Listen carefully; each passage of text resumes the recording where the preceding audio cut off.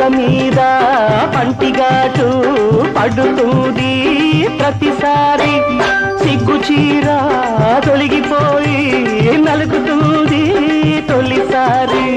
మా పటేల మేలుకున్న కళ్ళ ఎరుపు తెల్లవారి మావ గొప్ప ఊరికంత చాటుతుంది మరి మరి ఒకసారి కసి పుడితే మరోసారి మతి చెడితే వయసు వలపు జోరు అదిరింది పిల్ల అదిరిందిలే కుదిరింది పెళ్ళి